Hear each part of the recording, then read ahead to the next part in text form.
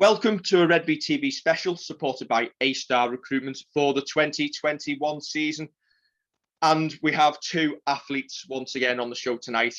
And for a change, it's not me and Kev. Don't give us that look. We're joined by Emily and Isabelle Rudge from the Saints women's team. Fresh off the success of winning the League Leaders Shield last Sunday and the Challenge Cup, and one more to come, hopefully starting with a semi-final this weekend against Castleford at the Totally Wicked Stadium. Ladies, thank you for joining us. Right, so on Sunday, sorry Dave, I'm cracking straight into the questions as you said. On Sunday at 1:15, you're playing at the Totally Wicked against Castleford for the right to meet either Leeds or York in the grand final. Isabelle, we'll start with you. What are the feelings before a big game like this? Nerves, excitement? What kind of goes through your mind? Yeah, definitely a bit of both. I think everyone feels nerves, but I think the mood this week with training has mainly been excitement. Everyone's really looking forward to getting there on Sunday and hopefully performing. We've had a really good lead up to it this week. The mood in camp is very positive. So yeah, very excited. Excellent. And Emily, you beat Castleford 50 points to 6 over Incas a fortnight ago. Will that have any bearing on the game? Will it kind of change the way you play? Will it change the approach to the game? Or will it just be fresh canvas? We're going to go out there and we're just going to do what we do? Yeah, I think obviously we did have, a pretty comfortable win against them, but I don't think we can take, them too lightly. I think, a semi-final, Cass have been in semi-finals before and performed really well, and we're expecting them to do the same this week. We're expecting them to put on a really good show for this. It's being shown on Sky, so they're gonna be stepping up. So we are expecting a bit of a tougher competition. So yeah, we've been, like Isabelle said, we've been preparing for that all week, and I think we're ready and raring to go. Excellent. Isabelle, double whammy last weekend, beating Wigan at 52 points to 0 at the Totally Wicked Stadium in front of a crowd, which makes a change after COVID. Lifting another piece of silverware, but the double whammy of eliminating Wigan from playoff contention, who are one of obviously our main rivals. But how has that rivalry developed between the two sides over the last 3 or 4 years? Yeah, I think it's massive, really. The derby's always going to be a big deal. I think no matter whether you're playing for silverware or not, it's always going to be competitive. It's always going to be physical. And Wigan definitely brought it last week. They didn't back off at any point, really. So it ramps up every time, I'd say. The girls all get excited for the fact that it is a derby, and, we don't take that lightly. So that's good. That's good to hear that. Obviously, from a fan's point of view, you kind of hope that no matter which team are representing Saints, that your players are going in with that attitude of ripping in, just like we'd like to, but obviously can't. Emily, I'll come to you with, after the cancellation of last season, could you have hoped for this season to have gone any better so far? I know there's still a couple of hurdles to go, but could you have wished for anything more? I mean, no, probably not. I think, we kind of, Deck at the start of the season asked us all to kind of send in what our goals were for the team for the year. And I think pretty much every single one of us said that we want to win the triple. We know like the quality of our team this year. And I think we knew what potential we had. And if we performed, then we knew we were capable of achieving that. So I think, that we did set our sights high at the start of the season. And I think that's only really helped us because it's given us something to really work hard towards. And we have worked really hard all season, haven't we? I feel like there's been quite a few breaks in the season with COVID and whatever. But, we haven't kind of stopped. And it's been really intense, and I think that has helped us kind of put us in the position where we are now. So it's really good. I've really enjoyed this season. Yeah, that's you're talking about the fitness, the intensity leads me on to my next question, which is for both of you. What did you do to keep fit and motivated when there was the lockdown? I've heard stories of Pete Birchall and Faye Gaskin training with glow in the dark cones. Did you have to break out an Amazon account and start getting anything like that, or was it just a case of you did what you did? We had to think outside the box, to be fair. Yeah. Our Emily was running Zoom fitness sessions the whole way through. Yeah. Which were good, wasn't they? Yeah. So we were running made a fortune on that. It was like the first lockdown when it was like, we couldn't go out. So we were still all meeting up weekly, 2-3 times a week, wasn't it? So we still got to see all the girls on Zoom, which was great. But I think because it happened so we weren't prepared. I didn't have any weights at home. Obviously, all the gyms got closed. So we just had to use makeshift stuff. We were all using bricks as weights. I found a tyre on the side of the road. I was like, great, I'm having that. That's coming home, yeah. It was mad. It was absolutely crazy.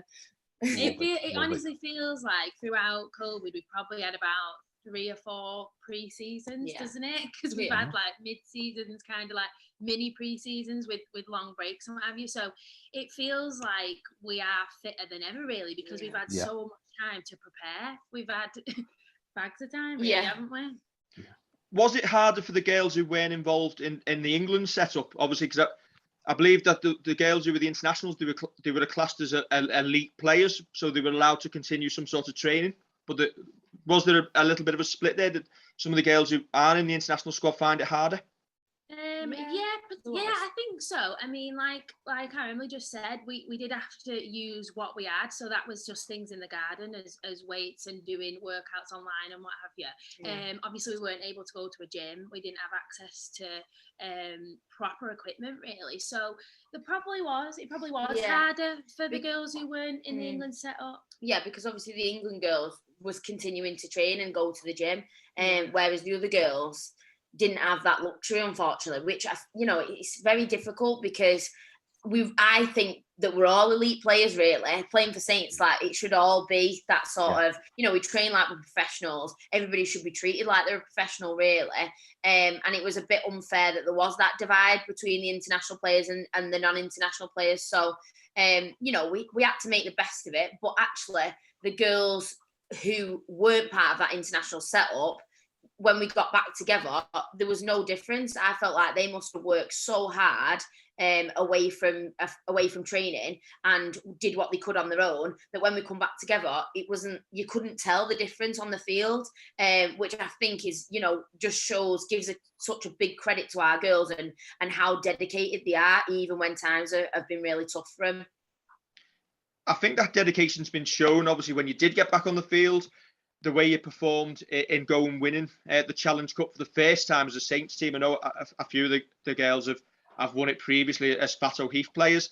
What's the next step for the women's game there? Should the final potentially be played as a double header on the Wembley turf in the next few years? Is that one of the aim? I can see a smile, I'm sure. We've seen the Lionesses in the football play at Wembley. Is rugby league next? I really, really hope so. I think, I would absolutely love to see women's rugby league at Wembley. I think, it's never happened before, and it is about time that it gets there. I can't see any reason why it shouldn't. And I'd love that opportunity before, there's quite a few of our players now. Saints are a mature team, should I say. So, I think that I'd love for that to happen before some of our girls retire, because I think it's 100% what they deserve. I'd love for the grand final to be exactly the same. Obviously we're playing the day before this year, the men's at Headingley, but I'd love for that to be a double header at Old Trafford. I think, that's where it should be going, and that definitely should be the aim for the next couple of years. I completely agree with that. I think both games should be on an equal footing. I think that's the only way they can go in future. And we were at a Tommy Makinson testimonial event during the week, and the players were saying how much they enjoyed the open top bus parade through St Helens. It was amazing that the club. I want to reword that. It's not amazing. It's the right thing that the club should show how well you've done. But how amazing was it having all those fans out to see you and cheer you on? Because that is something that listen, there's many fans who would love that. So just give us a taste of what that felt like.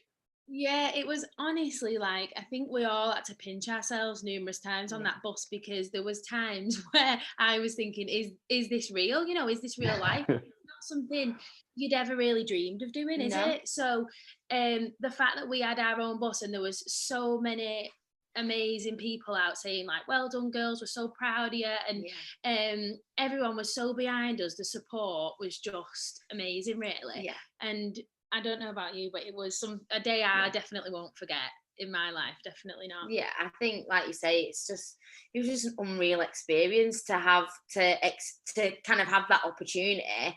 Every one of us just was so grateful for all the fans that turned out, and obviously, you know, a lot of them would have turned out anyway for the men. But a lot of people made a real effort to like shout on how proud they were of us, and, you know, were cheering for the women, which I just thought was amazing. And like, massive credit to the Saints fans for doing that, because that just made I think that just made us feel so sort of part of the club. We've always been part of the club, but that really just shown like to us how much it means to people, which is amazing. And I think since then, really, it's probably brought more people's attention to the women's game. And if anything, it's gave our team a few more fans, really, because like you say, obviously at the weekend we got to play with the crowd, and that it was amazing, wasn't it, to have so many people there backing you.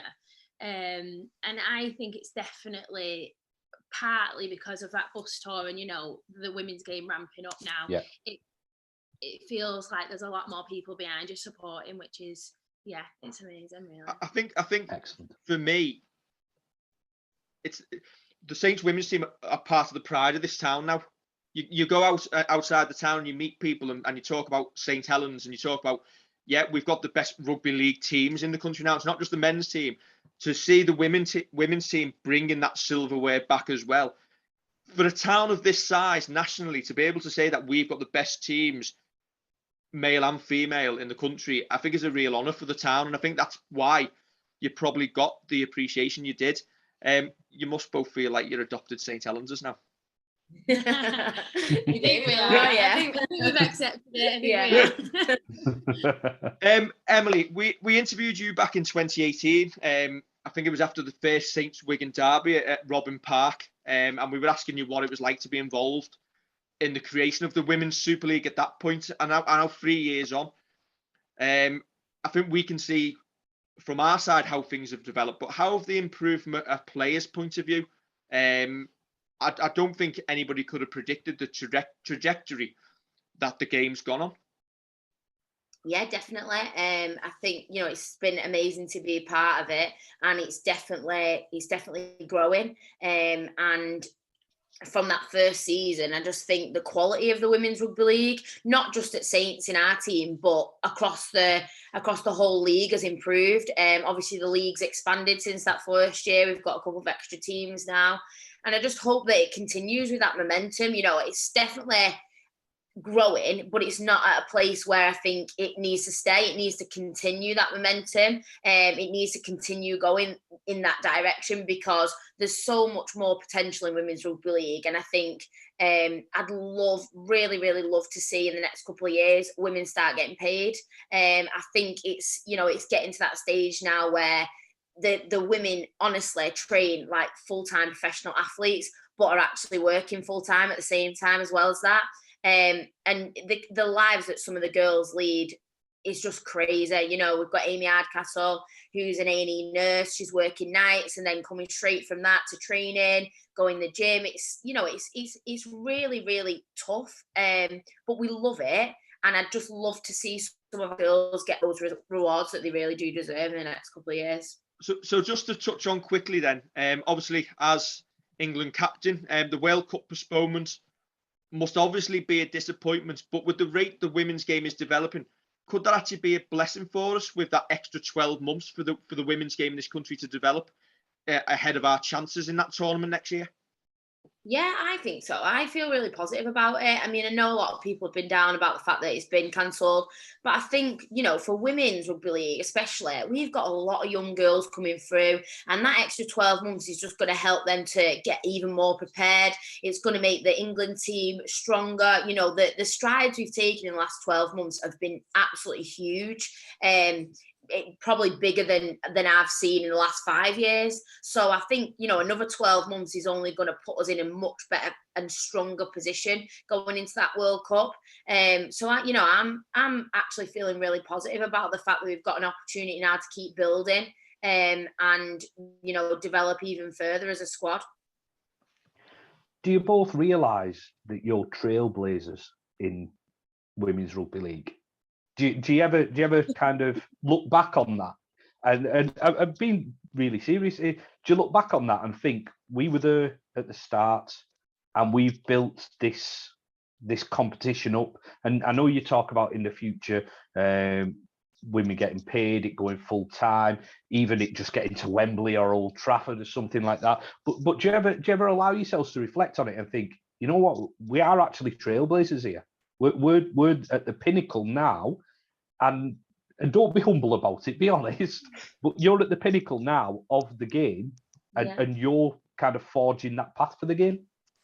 Yeah, I think sometimes we do probably get caught up just living in the moment and just taking all these opportunities as they're coming. But to kind of take a minute and reflect on how far it has come, we probably should do it a little bit more often. Yeah, really, I know. Yeah. But yeah, I think to be part of the growth where it started and where it is now, it's like we've said, it's hopefully just going to continue growing, and we'll still be part of it, so we can look back even further then and think it's really made an impact. So definitely, I think, you know what, as well, I think it's really nice that we have experienced both sides of it. We've sort of seen where it has come from to where it is now, like Isabelle said. And I think, somebody asked me the other day about are you not jealous of all the young girls coming through and like all the better opportunities that they've got? And I thought, no, I'm not, because I've got to see it, the whole, like, both sides of it. And those girls, probably the younger ones now coming through, they don't know any different. So they don't actually know how lucky they are to have, to be part of a Super League club and have all the support we've got. Whereas I think we know how lucky we are, and it just makes it even more special when we get these sort of opportunities to play in big finals and win the silverware. I think we appreciate it so much more because we've sort of seen that journey and we've been on it together. Excellent. Right. So if Saints' website's right, you've played at least 2 seasons alongside each other at Saints. Yeah. What's that like? Do you ever get annoyed with each other? Are there any tough words? Are there any any grudges that are held after training or after a game? I would say no. Very, very rarely we have words. We're very, very lucky because we do get on really well. I think if we didn't get on well, we probably wouldn't play on the same team. No. So very rarely we'll have the odd word in training if our Emily's doing my head in. But it's usually I'm doing her head in. We're very quick to get over it. We don't really hold grudges, do we? No. So. Yeah, you know what? I've loved it. Obviously, I've been playing a little bit longer than Isabelle, and I absolutely love that she's on the same team as me now, and we get to go to training together, and we, like you say, the bus tour and all these finals and stuff that the opportunities that we've had, and I've got to experience that with my sister has just been unbelievable. Our mum and dad are just so proud, and I think this season even more so, because like Isabelle's been getting quite a few starting shirts. And I think, they've just been so, so proud of you and seeing us both together. Like, obviously, this year's the first year we've had our names on the back of our shirts. Yeah. So the fact that they get to see 2 Rudges on the pitch, I think they're just absolutely made up, and it's just lovely. It's lovely to be a part of it. Right. We need to move on to some very fast, quick fire questions. Don't think too much about these. We want the first answers that come to mind. So me and Kev will go between ourselves. Right. First of all, best trainer at the club. Jodie, I would say. Jodie. Yeah. Who's the biggest moaner? You're going to be quicker than me. No, you can say one. Who's the biggest moaner at the club? Who always moans at training? Ooh, That's hard, actually. Really. Probably Deck. Probably Deck. Moaning about all That's fair. That's why you win trophies. You need a hard coat. Okay, most skillful player.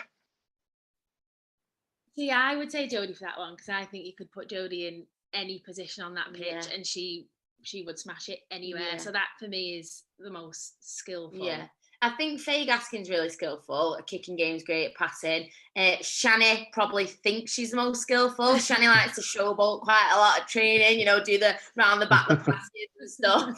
So probably Shani fancies herself as the most skillful. Who's your best mate in the squad? Well, I've played alongside Jodie and we went to school together. So obviously, apart from Isabelle, Jodie's definitely my best mate. Yeah. I would probably say our Emily or Alice, obviously. Yeah. Okay, who's the cleverest member of the squad? Probably Phoebe. We've got a doctor on the team, so yeah, probably Phoebe. Always useful to have. Which who lacks common sense? So who's the player you probably wouldn't have on your quiz team? I would say Paige. Paige, honestly. What was Paige, she said I hate to call her out, but the other day on the group, she didn't know when midday was. Yeah. So if they said we were meeting at midday, and she's like, "What time is that?"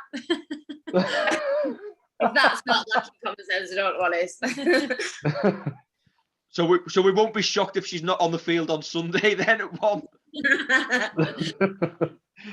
Okay, then who's the best and worst dressed?